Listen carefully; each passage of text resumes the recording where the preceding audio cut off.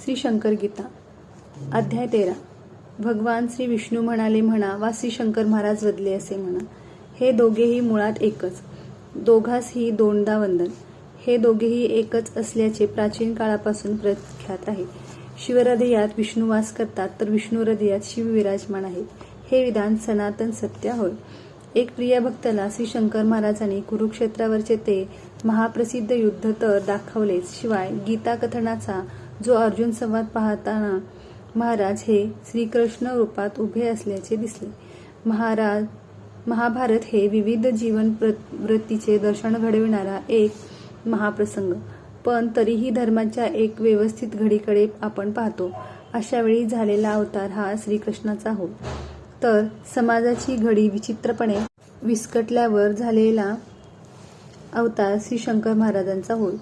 दोघांनीही सांगितलेले तत्वज्ञान एकच, विश्लेषणात असेल काय फरक तो तेवढाच. नुसत्या रूढी टाळा आणि स्वाध्याय करून स्वतःच्या विचाराने जगण्याचा प्रयत्न करा, असे महाराजांचे सांगणे आहे. आपण शिवलीलामृत वाचता तशाच घटनाची ही शंकर गीता आहे. या दोन्ही ग्रंथाचा कर्ता करिता आहेत प्रत्यक्ष श्री शंकर महाराज. दिगंबर राजयोगींना परमहंस दीक्षा. दिगंबर राजयोगी यांना महाराजांनी परमहंस दीक्षा दिली. महाराजांनी पुण्यात समाधी घेतली, त्याच वेळेस ते इंदोर येथे प्रकटले. राजयोगी यास ते म्हणाले, माझी पूजा नैवेद्यार्थी कर, मी नर्मदेस चाललो आहे, मला छाटी दे. राजयोगींनी महाराजांची मनोभावे पूजा केली. महाराज त्यांना म्हणाले, वाघोड येथे माझे स्थान आहे, तुझी नोकरी सोडून हे स्थान सांभाळ. आपल्या समाधीनंतर महाराजांनी दिलेली ही सूचना होय. सोलापूरला शुभराय महाराजांचा मठ आहे. शुभरायांच्या गादीवर अनुग्रह ठेवून मठाधिपती नियुक्त होतो, पण जनार्दन बुवास अनुग्रहाविन गादी मिळाली. एक महान अवतारी पुरुषाकडून त्यांना अनुग्रह मिळणार होता. एकदा जनार्दन बुवा पूजा करीत असताना एक व्यक्ती अचानक देवघरात शिरली. आतमध्ये कुणीतरी शिरले याचा अंदाजही बाहेरच्यांना आला. एकदम गोंधळ उडाला, पण दोघेही गुप्त झाले. सर्वजण चकितच झाले. तिथून गुप्त झालेले ते दोघे भगवान श्रीपाद श्रीवल्लभ यांच्या कुरवपूर या स्थानावरील भुयारात प्रकटले. महाराजांनी जनार्दन बुवांना मांडीवर बसवून तारक मंत्राचा अनुग्रह दिला. जनार्दन बुवांना बुवा संबोधित, तर बुवा हे महाराजांना मालक म्हणत असत. शिष्य जनार्दन बुवावर महाराजांचे अत्यंत प्रेम होते. बुवांनीही आपल्या गुरु महाराजांची महती अनेकाकडे गायली, म्हणून बऱ्याच जणांना महाराजांची कृपा संपादता आली.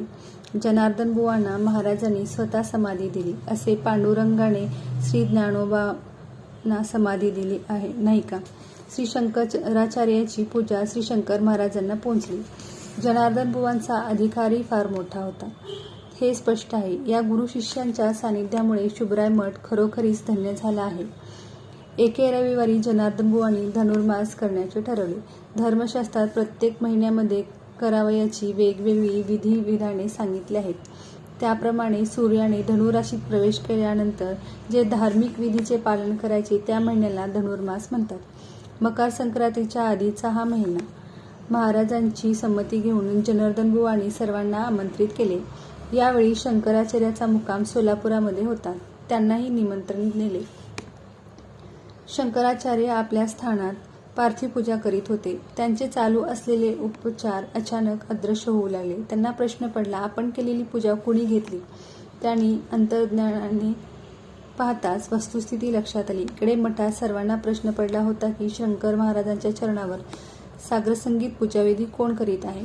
तोवर तिथे शंकराचार्य येऊन पोहोचले. त्यांनी खुलासा करताच महाराजांच्या विलक्षण स्वरूपाची खात्री सर्वांना पुन्हा एकदा पटली. चहा बिडी प्या, मुलगा मुलगी घ्या.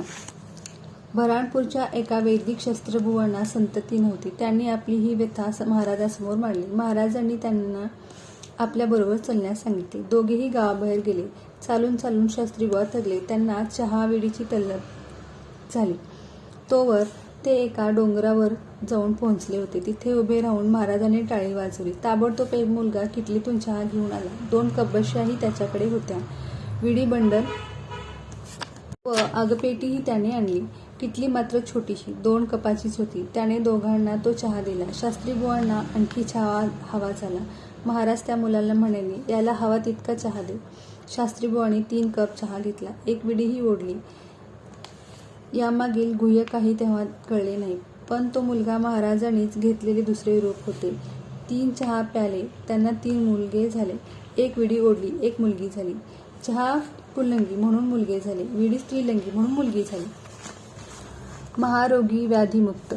हिवाळ्याचे दिवस होते. महाराज जनार्दन बुवास म्हणाले, मी खोलीमध्ये शौचास बसतो. थंडी फार वाजते. खोलीस कुलूप लावा. घाण साफ करू नका.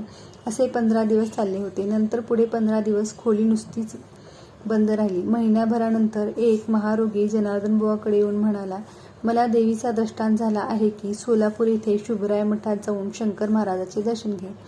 त्या आज्ञेनुसार मी इथे आलो आहे. महाराज जनार्दनबुवास म्हणाले, याला त्या कुलूप लावलेल्या खोलीत ने. अंगावरचे सारे कपडे काढाव्यास लाव आणि तिथेच उठी त्याच्या सर्वांगाला फास. बुवांनी आज्ञापालन केले.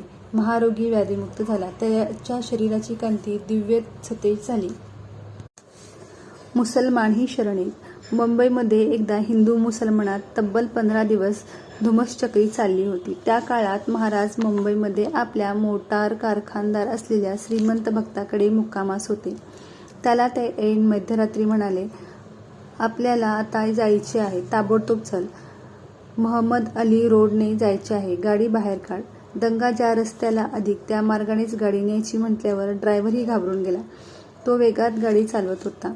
मुसलमानांनी वाटेत गाडी अडवली. पण महाराजांनी सर्वांना दरडावले. हा बाजूला, एक जरुरीच्या कामासाठी चाललो आहे. परत येताना भेटेन. आश्चर्य म्हणजे मुसलमान सहज बाजूला झाले. महाराज गेले. ते काळबादेवी भागात. देवी मंदिराकडे ते जाताच बंद दरवाजे पटापट उघडले. महाराजांनी रुद्ररूप धारण केले होते. त्यांनी काळबादेवीला शिव्याची लाखोळी वाहिली. नंतर महाराज बाहेर पडताच पटापट दारे बंद झाली. आल्या रस्त्यानेच मोटार परतली. सर्व मुसलमानांचा परत घेराव पडला. पण आता कारण वेगळे होते. सारे लोक हातात फुलांचे हार, पानसुपारीची तपके घेऊन महाराजांची वाट पाहत होते. या अल्लाह परवदिगार, या खुदा असे म्हणत प्रत्येक जण महाराजांना हार घालीत होते. पानसुपारी वाटत वाटत मात्र रात्र संपली. द्वेषाचा काळोख मावळला. नव्या दिवसाची प्रभात उमटली. युरोपियनाच्या व्याभिचारी पत्नीला सजा. इंग्लंडचा एक युरोपियन कलकत्त्यात गव्हर्नरपदावर काम करीत होता. त्याची बायको इंग्लंडमध्येच होती. त्याची बदलीही होत नव्हती. रजाही मिळत नव्हती. पत्नीविरहाने तो फार विव्हळ झाला होता. त्याचवेळी महाराज कलकत्त्यात होते. तेथेही लोकांमध्ये त्यांची चर्चा होतीच. गव्हर्नरला त्याच्या एका मित्राने सुचवले की आपली अडचण या महाराजास सांगितल्यास काहीतरी होऊन मार्ग निघेल. गव्हर्नर मेटाकुटीस आलाच होता. तो लागलीच महाराजांच्या दर्शनास गेला. म्हणाला, मी गेली 7 वर्षे या पदावर अडकून पडलो आहे. मी एकटाच असून माझी पत्नी तिकडे माझ्यासाठी झुरत असेल. माझी येथून लगोलग बदली होईल असे आपण पाहावे. महाराज त्याला समजावत म्हणाले, अरे तू बदलीचा विचार मनात आणू नकोस. तू इथेच आनंदात आहेस. गव्हर्नरला हे पटेना. महाराज म्हणाले, तुझ्या घरी काय चालले हे तुला पाहायचे असेल तर माझ्या हातात पहा. महाराजांनी हात समोर धरला. गव्हर्नर पाहतो तो काय, त्याचे स्वतःचे घर तो पाहत होता. धक्कादायक बाब म्हणजे त्याला प्रिय असलेली त्याची पत्नी आपल्या प्रियकरासमवेत त्याच्या शयनकक्षात रममाण होती. त्याबरोबर गव्हर्नरचे पित्त खवळले. गव्हर्नर संतापून म्हणाला, आता इंग्लंडमध्ये जाऊन त्या पुरुषाचा गोळ्या झाडून खून करतो. महाराज गव्हर्नरला म्हणाले, त्यासाठी इंग्लंड जायचे कारण नाही. पण त्या पुरुषाचा दोष नसून तुझी बायकोच त्याच्याकडे जाऊन त्याला बोलवून आणते. तिच्यावर तू गोळ्या झाड. गव्हर्नर भडकलाच होता. महाराजांच्या हातावर दिसत असलेल्या बायकोवर त्याने पिस्तूल रोखून 6 गोळ्या झाडल्या. नंतर भानावर येताच त्याला पश्चाताप झाला. आपण महाराजांच्या हातावर गोळ्या झाडल्या हे योग्य केले नाही म्हणून तो महाराजांची क्षमा मागू लागला. पण महाराजांच्या हातावर गोळीची खूण अजिबात आढळली नाही. तो अचंबित झाला. दुसऱ्या दिवशी त्याला तार आली. त्याच्या बायकोचा खून झाला होता. खुन्याची तिच्यावर 6 गोळ्या झाडल्या होत्या. पिस्तूल हातावर झाडले तेही कलकत्त्यात. बायको मेली इंग्लंडमध्ये घरात. महाराजांच्या हातास तर कसलीही इजा झाली नव्हती. गव्हर्नर चकित झाला होता. त्याने महाराजांचे चरण दृढ भावेने धरले. विष्ठेचा कस्तुरी गंध. महाराजांना शौच आले तर भस्मे हेच त्यांना बसवी. त्यांच्या म्हणण्यानुसार सामान्य लोकांच्या विष्ठेत जसा दुर्गंध येतो, या उलट महाराजांच्या विष्ठेत सुगंध येत असे. भस्मेंना हे आश्चर्य महाराजापासून लपविता आले नाही. महाराज त्याला म्हणाले, जेव्हा अंतर्बाह्य शुद्धता असते तेव्हाच विष्ठेला सुगंध येतो. ही शुद्धता सतत टिकवून ठेवली पाहिजे. मनुष्य शुद्ध असा. प्रत्येकाने स्वतःचे अंतःकरण तपासून आपण किती शुद्ध आहोत हे महाराजांच्या वचनावरून पारखून घ्यावे. मी मेल्यावर काम होईल. एका भक्ताने महाराजांना नमस्कार करून विचारले, माझे काम केव्हा होणार? महाराज म्हणाले, मी मेल्यावर होईल. अडाणी भक्ताला मी या शब्दामागील आशय न कळल्यानं तो सर्वांकडे महाराजांच्या वयाची चौकशी करू लागला. महाराज गेले म्हणजे आपले काम झाले अशा गैरसमजात तो अडकला होता. शेवटी त्याने महाराजांनाच त्यांचे वय विचारले. तेव्हा महाराज रागाने ओरडले, वेड्या, तुझ्यातील मी जेव्हा मरेल तेव्हा काम होईल. आपण सारेच या भक्तासारखे आहोत. आपल्यातील मीपणा समस्या वाढवित असतो. या मीला संपण्याऐवजी त्याची वाढ आपण करीत असतो. महाराजांचे आपल्या सद्गुरूंचे काहीही हो, आपले काम झाले पाहिजे बरे, हीच वृत्ती आपल्यामध्ये घर करून असते. खोट्या मोठेपणाचा आवडणारा मी नाश पावला पाहिजे ऐवजी आपण त्याला चिरंजीव पदच दिले असते आणि तो आहे तोवर तुम्हाला काहीच मिळणार नाही, काम होत नाही असे सांगण्याचा आपल्याला हक्क नसतो. मुळी माणसात मीपणा मुरलेला, श्रद्धा भक्तीचा पत्ता नाही. वासनेचे शरीरावर आधी साम्राज्य, मग महाराज कसे कळतील? काशीला मंदिर फिरले. एकदा महाराज काशीला गेले असताना बुटासह मंदिरात शिरून अगदी महादेवावर तसेच जाऊन बसले. पुजाऱ्याने हे दृश्य पाहिले. त्यांना धक्का बसला. महाराजांना हाकलून लावण्यात आले. ते उठले आणि नदीवर गेले. महाराज दूर जाईपर्यंत पुजारी त्यांचे मागेच होते. नंतर परत येऊन पाहतात तो काय, मंदिरात प्रवेश करणे शक्यच नव्हते, कारण मंदिरच गरगर फिरत होते. पुजारी तात्काळ समजून चुकले की त्या व्यक्तीला आपण हाकलल्याचाच हा परिणाम होय. ते सारेजण धावतच नदीवर गेले आणि महाराजांची माफी मागू लागले. महाराज त्यांना म्हणाले, जा, विश्वेश्वर मंदिरातच असल्याचे दिसेल. मंदिरही फिरण्याचे थांबून शांत होईल. त्याप्रमाणे पुजारी परत येऊन पाहतात तो मंदिर आपल्या जागेवर शांत होते.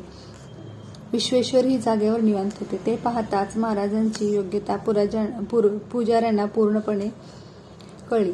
त्यांनी महाराजांची पूजा केली. आधी गुण शंकर, नंतर विश्वेश्वर असा पूजाक्रम महाराज काशीमध्ये असे तोवर नियमित चालू राहिला.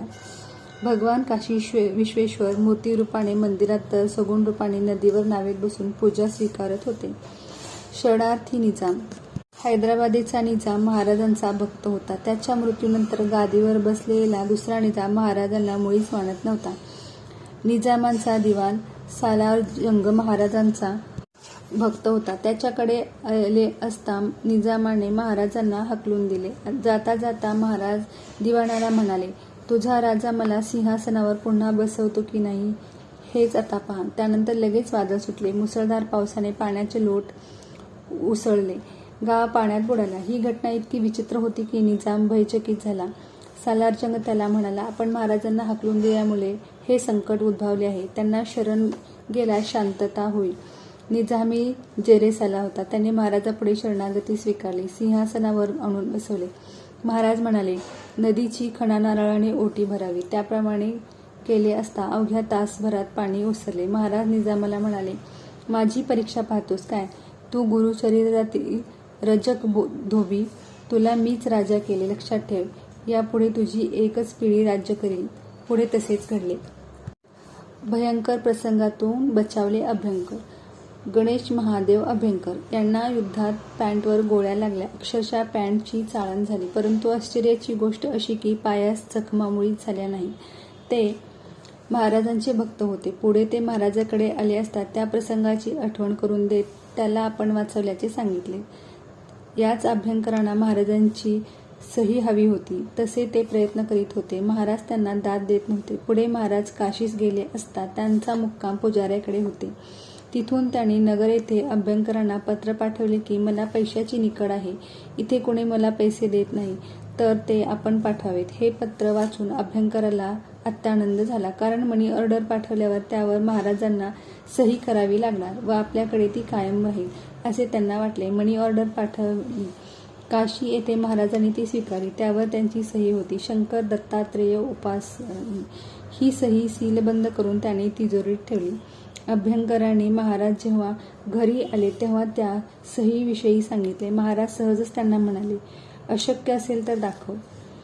अभ्यंकरांनी तिजोरीतून ती पावती काढून पाहताच ते चपापले. पावती तशीच होती, पण सही अंतर्धान पावली होती. असे हे महाराज कधी कधी दशावतारी नृत्य करीत असत. त्यातही त्यांचे नरसिंह नृत्य हा सर्वावरील कळसच. नृत्याविर्भाव संपूर्ण शास्त्रोक्त असे. त्याच्या अजबकरणीची कथा काय वर्णावी.